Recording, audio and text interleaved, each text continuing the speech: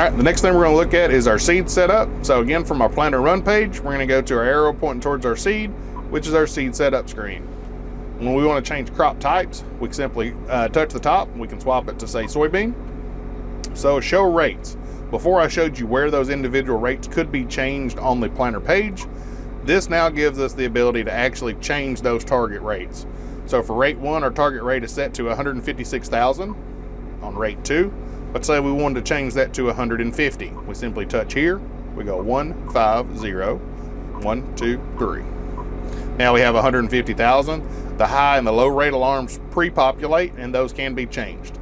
One thing to remember though is on the rate page is actually give us our average spacing. So as you change that population, you're going to see that that average spacing also will change, which is a very important thing to remember. Actually get our ability to look at all 6 rates that are listed here.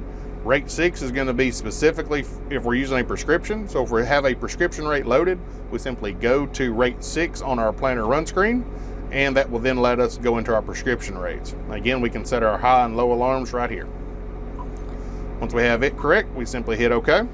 The next thing we're going to look at, so we've looked at crop type and changing our rates. One thing to remember is use one rate for all motors. If you're planning variable rates on a prescription, you want different rates for different motors, you actually can uncheck that and get different rates per each motor. Next thing is going to be disc type. So disc type is actually what kind of plate do we have loaded. You can see the choices for the different plates. For us today, we're going to have soybean plates loaded. The seed disc, you look underneath it, it's actually, there's only one soybean seed disc allowed. So let's swap it to something like corn so that we can see the multiple choices. So for corn, we've got standard, small, popcorn, and then popcorn again, and then our Pro Max 40 plate. So again, depending on what type of seed you're actually planting in the field, gives you your options for plates. Your population adjust, if you need to simply raise your rate up or bring your rate down, you can do a population adjust without actually changing the rates up here.